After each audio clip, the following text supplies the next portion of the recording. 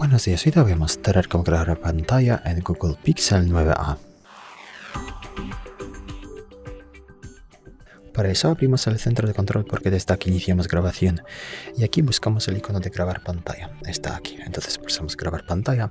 Luego aquí podemos configurar la fuente de sonido, activar la grabación de sonido y luego pulsamos siguiente.